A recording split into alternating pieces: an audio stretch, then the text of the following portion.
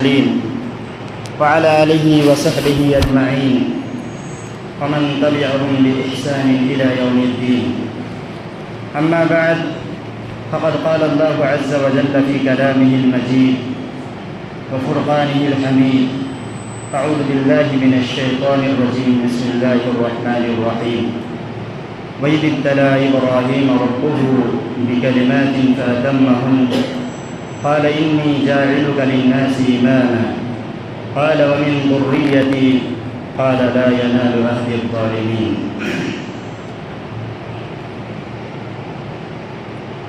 محترم و مکرم حاضرین جمعہ، عزیز طلباء، ہر طرح کی تعریف و توصیف صرف اللہ تبارک و تعالیٰ کے لیے ہیں، جو ہمارا تنہا خالق ہے، مالک ہے. اسی اللہ تبارک و تعالیٰ کی تعریف ہے کہ اللہ تبارک و تعالیٰ نے ہمیں اور آپ کو دین اسلام پر ٹکے رہنے کی توفیق دی. اس کے بعد لاکھوں کروڑ درود و سلام نازل ہو تمام انبیاء پر، رسول پر، خصوصاً ہمارے آخری نبی جناب محمد رسول اللہ صلی اللہ علیہ وسلم پر لاکھوں کروڑ درود و سلام نازل ہو. اللہم صلی علیہ، اللہم بارک علیہ. معزز سامعین کرام، ابھی میں نے آپ کے سامنے سورہ بقرہ سے ایک آیت کی تلاوت کی ہے، جس مناسبت سے آج میرا موضوع خطابت ہے: سیرت ابراہیم ہمیں کیا پیغام دیتی ہے. معزز سامعین کرام، اللہ تبارک و تعالیٰ نے قرآن مجید کے اندر فرمایا: وَإِذِ ابْتَلَىٰ إِبْرَاهِيمَ رَبُّهُ بِكَلِمَاتٍ فَأَتَمَّهُنَّ، کہ اللہ تبارک و تعالیٰ نے حضرت ابراہیم علیہ السلام کو چند باتوں سے آزمایا. چند کلمات سے اللہ تبارک و تعالیٰ نے ابراہیم علیہ السلام کو آزمایا، امتحان لیا. فَأَتَمَّهُنَّ، تو حضرت ابراہیم علیہ السلام ان ساری باتوں کو، ان سارے کلمات کو پورا کیا، مکمل انداز میں کیا.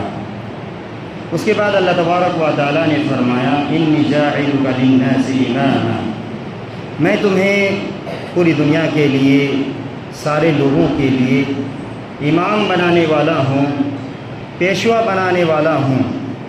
تو فوراً حضرت ابراہیم علیہ السلام نے کہا: وَمِن ذُرِّيَّتِي، اللہ رب العالمین اس امامت کے حقدار، اس امامت کے مستحق میرے بعد، میرے اہل عیال میں سے، میری اولاد میں سے، میری ذریات میں سے کوئی اس کے حقدار بھی ہوں گے.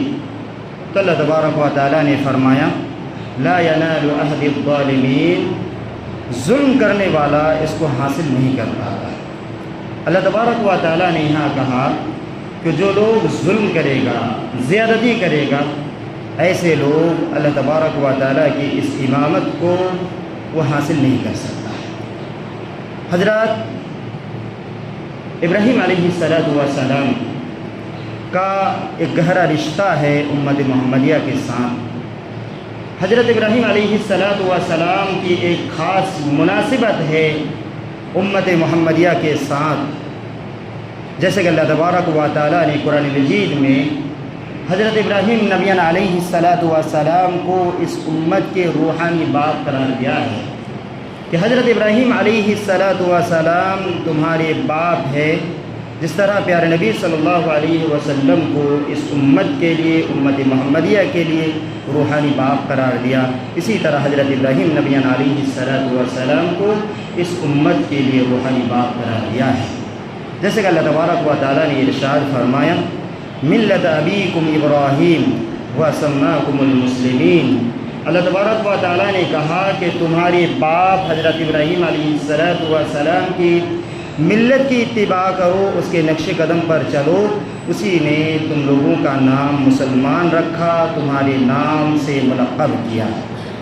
اسی طرح حضرات، ہم اور آپ جس جانب رک کر کے نماز پڑھتے ہیں، روزانہ پنجگانہ وقت کی نماز کی ادائیگی کرتے ہیں، جس قبلہ کی طرف ہم اور آپ روزانہ رک کر کے نماز پڑھتے ہیں، اس گھر کی طرف رک کر کے نماز پڑھتے ہیں جس کو حضرت ابراہیم نبینا علیہ السلام نے تعمیر کی تھی۔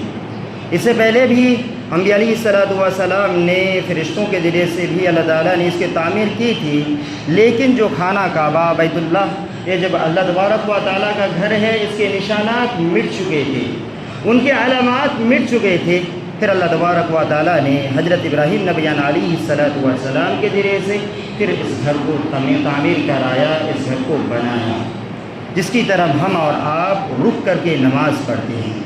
اسی طرح حضرات، ہم اور آپ ہر سال ذی الحجہ کے مہینے میں اللہ تبارک و تعالیٰ کی رضامندی حاصل کرنے کے لیے، اللہ تعالیٰ کا قربت حاصل کرنے کے لیے جو قربانی پیش کرتے ہیں، قربانی کرتے ہیں، یہ بھی حضرت ابراہیم علیہ السلام کی سنت ہے۔ صحابہ کرام رضوان اللہ اجمعین نے پیارے نبی صلی اللہ علیہ وسلم سے سوال کیا کہ اللہ کے رسول قربانی کیا ہے؟ تو اللہ کے رسول صلی اللہ علیہ وسلم نے فرمایا، تمہارے باپ حضرت ابراہیم علیہ السلام کی سنت ہے۔ حضرات، اسی طرح اللہ تبارک و تعالیٰ نے جتنے بھی انبیاء علیہ السلام کو اس دنیا میں مبعوث فرمایا ہے، جتنے بھی انبیاء علیہ السلام کو اس دنیا میں بھیجا ہے لوگوں کی ہدایت کے لیے، ان تمام انبیاء پر ہمارا ایمان ہے اور ان تمام انبیاء پر ہم ایمان رکھتے ہیں، لیکن ان تمام انبیاء کے اندر اللہ تبارک و تعالیٰ نے حضرت ابراہیم علیہ السلام کی زندگی کو، ان کی سیرت کو ہمارے لیے، آپ کے لیے، امت محمدیہ کے لیے اسوہ قرار دیا ہے۔ جیسے کہ اللہ تبارک و تعالیٰ نے قرآن مجید کے اندر ارشاد فرمایا، لقد كانت لكم اسوة حسنة في ابراہیم والذین معہ۔ اللہ تبارک و تعالیٰ نے تمہارے لیے حضرت ابراہیم علیہ السلام کی زندگی میں بہترین اسوہ رکھ دیا ہے، بہترین نمونہ رکھ دیا ہے، اور جو لوگ ان لوگوں کے ساتھ ہیں، جو لوگ ان لوگوں پر ایمان لے کر آئے ہیں۔ اسی طرح پیارے نبی صلی اللہ علیہ وسلم کے بارے میں بھی اللہ تبارک و تعالیٰ نے فرمایا، لقد كان لكم في رسول الله اسوة حسنة۔ تمہارے لیے پیارے نبی صلی اللہ علیہ وسلم کی زندگی میں اسوہ ہے، نمونہ ہے۔ پیارے نبی صلی اللہ علیہ وسلم کی زندگی کو سامنے رکھتے ہوئے اپنی زندگی کو گزارو۔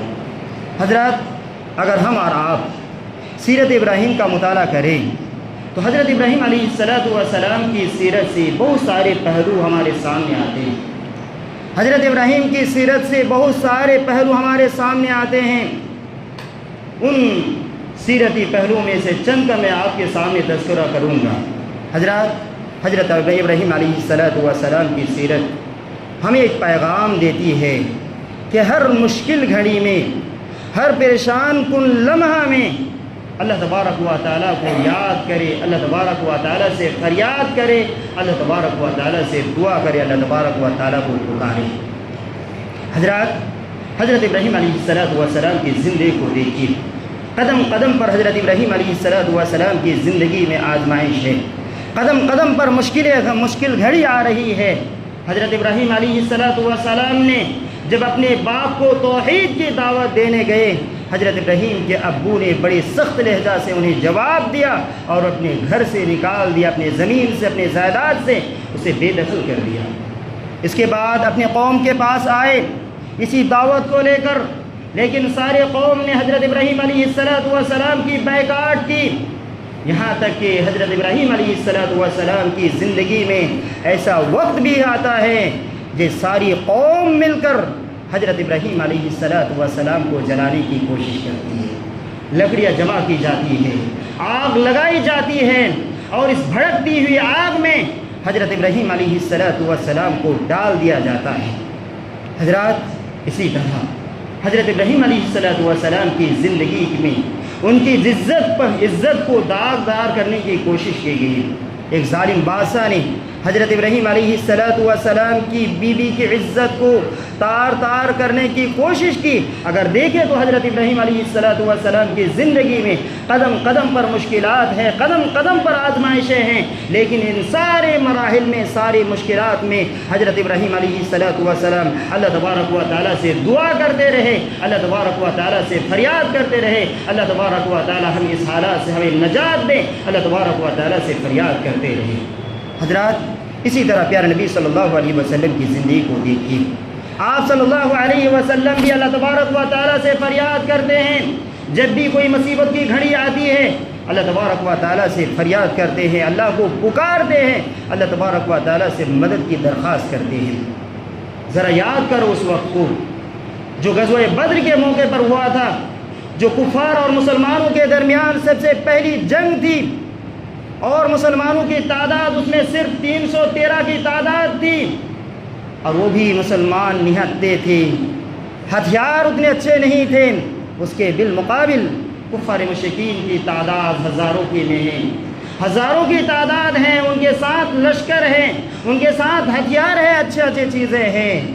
ایسے وقت میں پیارے نبی صلی اللہ علیہ وسلم ایسے پرفتن، ایسے پرگھڑی وقت میں اللہ کے رسول صلی اللہ علیہ وسلم اللہ تبارک و تعالیٰ سے فریاد کرتے ہیں، اللہ تبارک و تعالیٰ سے گڑ گڑاتے ہیں، فریاد کرتے ہیں اور کہتے ہیں اللہ رب العالمین اللہم ان تہلک هذه العصابة لا تعبد فی الارض۔ اللہ رب العالمین اگر یہ مٹھی بھر جماعت اگر ختم ہو گئی، اگر یہ مٹھی بھر جماعت اگر نست نابود ہو گئی، اللہ رب العالمین اس زمین میں، اس روئے زمین میں تیرا نام لینے والا کوئی نہیں رہے گا۔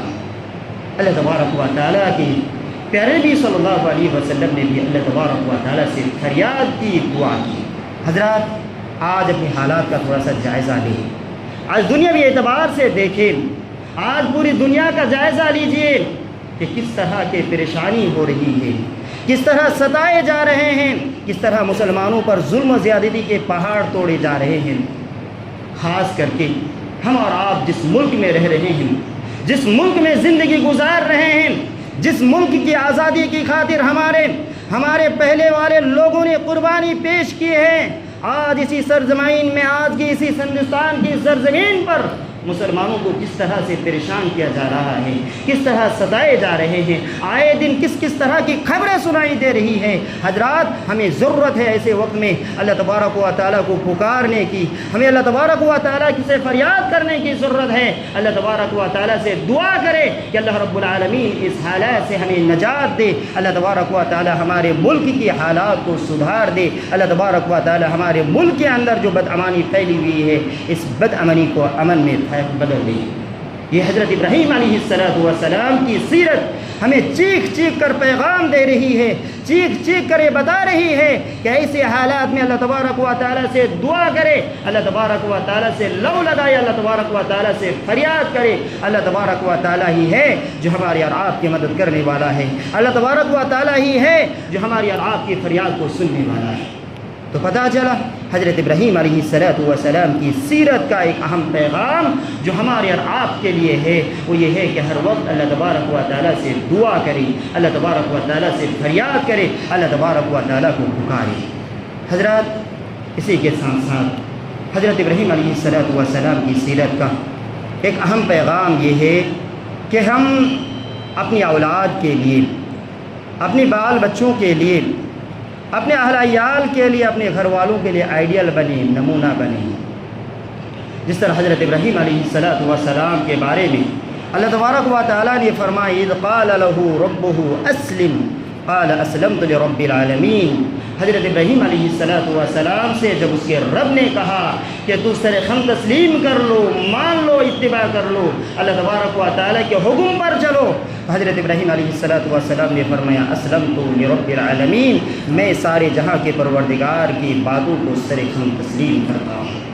حضرت ابراہیم علیہ السلام کی زندگی کو دیکھیے، اللہ تبارک و تعالیٰ نے جو حکم دیا کر کے دکھایا، ایسا نہیں، اور بہت سارے ایسے بھی موقع آئے اپنے نفس کے خلاف بھی آئے، لیکن اللہ تبارک و تعالیٰ کے حکم کے آگے اپنے سر کو جھکائے رکھے، اللہ تعالیٰ نے جو حکم کیا اسے منوعن کر کے دکھایا، یہاں تک کہ اب ان کی پوری زندگی حضرت پیارے نبی حضرت ابراہیم علیہ السلام نے اللہ تبارک و تعالیٰ کی اطاعت میں، اللہ تبارک و تعالیٰ کی فرما برداری میں، اللہ تبارک و تعالیٰ کے حکم کی تابع داری میں، یہاں تک کہ اپنے والد کے ساتھ اچھا برتاؤ کرنے میں گزارا ہے، اور وہ اپنے اولاد کے لیے، اپنے بچوں کے لیے آئیڈیل بنی۔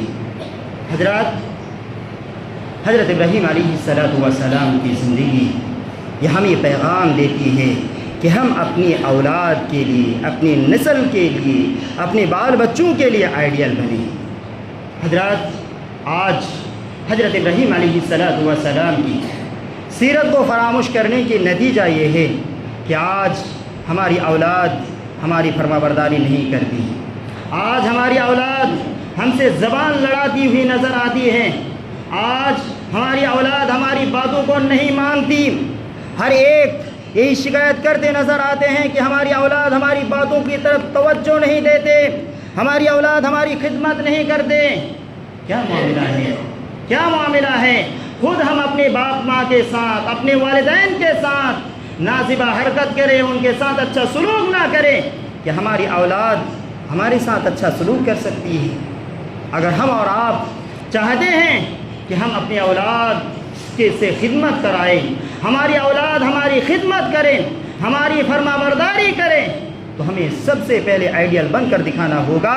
ہم اپنے ماں باپ کے ساتھ، اپنے اولاد، اپنے والدین کے ساتھ اچھا سلوک کرنا پڑے گا، تب جا کر ہماری اولاد بھی ہماری خدمت کرے گی، ہماری فرما برداری کرے گی، ہماری باتوں کو مانے گی۔ حضرات، ایک طرف ہم چاہتے ہیں ہماری اولاد ہماری فرما بردار بن جائے، لیکن دوسری طرف ہم اپنے والدین کی فرما برداری نہیں کرتے۔ ایک طرف ہم چاہتے ہیں کہ ہماری اولاد ہماری باتوں کو مانے، لیکن دوسری طرف یہ ہے کہ ہم ماں باپ کے ساتھ اچھا سلوک نہیں کرنے والے ہوتے ہیں۔ ایک طرف ہم چاہتے ہیں کہ ہماری اولاد نمازی بن جائے، دوسری طرف ہماری حال یہ ہے کہ ہم مسجدوں کی طرف رخ بھی نہیں کرتے۔ ایک طرف ہم چاہتے ہیں ہماری اولاد سگریٹ نوشی سے بچ جائے، لیکن ہماری حالات کیا ہے؟ سگریٹ نوشی میں خود ڈوبے ہوئے ہیں، یہاں تک کہ معاف کیجئے کہ اپنے چھوٹے چھوٹے بچوں کو، ان معصوم بچوں کو پیسہ دے کر سگریٹ وغیرہ منگواتے ہیں۔ حضرات، ذرا تصور کیجئے، اپنے باپ کو جب اس طرح کرتے ہوئے اولاد دیکھے گی تو کیا وہ بچے کو منع کرنے کے باوجود بھی اپنی باتوں کو مان سکتی ہے؟ نہیں، ہرگز نہیں۔ دیکھتے ہیں کہ ہمارے ابا کس طرح کرتے ہیں، ہمارے ابا کس طرح کی حرکت کرتے ہیں، یہ کسی طرح آپ کی ہم جس طرح کرتے ہیں اسی طرح وہ بھی کرنے کی کوشش کرے گا۔ حضرات، ابراہیم علیہ السلام کی سیرت دیکھیے۔ حضرت ابراہیم علیہ السلام نے جب حضرت اسماعیل علیہ السلام سے کہا تھا کہ اللہ تبارک و تعالیٰ کے یہ حکم ہے قربانی تمہیں کرنا ہے، اللہ تعالیٰ نے تمہیں ذبح کرنے کا حکم دیا، حضرت اسماعیل علیہ السلام نے ذرہ برابر بھی نافرمانی نہیں کی، فوراً حضرت ابراہیم علیہ السلام کی بات کو مان لیے، اس لیے کہ حضرت ابراہیم علیہ السلام نے اپنی زندگی میں اپنے باپ کی، اپنے والد محترم کی نافرمانی نہیں کی۔ حضرات، یہ ہمیں پیغام دیتی ہے سیرت ابراہیم کہ ہم اپنی اولاد کے لیے، اپنے اہل عیال کے لیے کیا بن جائے؟ آئیڈیل بن جائے، نمونہ بن جائے۔ اسی طرح حضرت ابراہیم علیہ السلام کی زندگی کا ایک اہم پیغام یہ ہے کہ ہم اپنے بچوں کو اچھے کام میں کیا کریں؟ مشورہ طلب کریں، ان سے مشورہ لیں۔ حضرت ابراہیم علیہ السلام کی زندگی ہمیں یہ پیغام دیتی ہے کہ ہم اپنے اولاد کے ساتھ مشورہ کریں، رائے لیں، ان سے بات چیت کریں، گفتگو کریں۔ حضرات، عام طور پر گھر کے جو ذمہ دار ہوتے ہیں باپ ہوتے ہیں، اور باپ کی کندھے میں ہر طرح کی ذمہ داری ہوتی ہے، اور والد اس طرح کے کام کرتے ہیں، یہاں تک کہ اپنے بچوں کو بھی اس اہم کام میں کبھی شریک نہیں کرتے۔ ہمیں کرنا چاہیے کہ اپنے اولاد کو بھی دنیاوی کام میں بھی مشورہ کرے ان سے، اسی طرح دین کے کام میں بھی اپنی اولاد سے مشورہ کرے۔ مشورہ میں خیر ہے، مشورہ بھلائی کو کھینچ کر لاتا ہے۔ حضرت ابراہیم علیہ السلام کی زندگی اس بات پر پر ہے۔ حضرت ابراہیم علیہ السلام نے جب خواب میں دیکھا، اللہ تبارک و تعالی نے خواب دکھایا کہ ابراہیم اپنے ہاتھ سے حضرت اسماعیل علیہ السلام کو ذبح کر رہے ہیں۔ حضرت ابراہیم علیہ السلام نے حضرت اسماعیل علیہ السلام سے مشورہ طلب کیا، بیٹا بتاؤ میں یہ خواب دیکھا ہوں کہ میں تمہیں قربانی کر رہا ہوں، ذبح کر رہا ہوں، تمہاری کیا رائے ہے؟ حضرت ابراہیم علیہ السلام اپنے بچوں سے مشورہ کر رہے ہیں۔ حضرت ابراہیم علیہ السلام جب کہا تو حضرت اسماعیل علیہ السلام نے کہا ابو جان آپ کو جو حکم ہوا ہے آپ کر جائیے۔ حضرت ابراہیم علیہ السلام نے کہا یا بنی انی ارا فی المنام انی اذبحک فانظر ماذا تری۔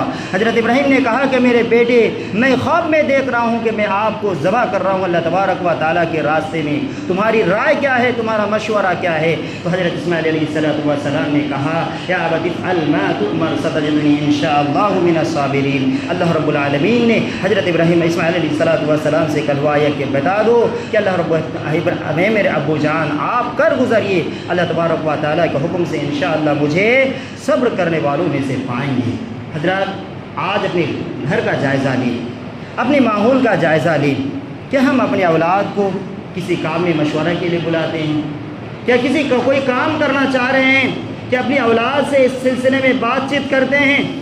حضرات اگر ہم اور آپ اپنی اولاد کے ساتھ بات چیت کریں تو آپس میں محبت بڑھتی ہے، باپ بیٹے کے اندر الفتیں بڑھتی ہیں۔ آج ہماری فرصت نہیں ہوتی، گھر میں ایک ہی گھر میں زندگی گزارتے ہیں، کبھی ایسا ہوتا ہے کہ ہفتے ہفتے اپنے باپ سے بیٹی کی ملاقات نہیں ہوتی، باپ بیٹے کی آپس میں بات چیت نہیں ہوتی، یہاں تک کہ مہینے مہینے گزر جاتے ہیں، ایسا لگتا ہے باپ اور بیٹے دونوں الگ الگ ہیں۔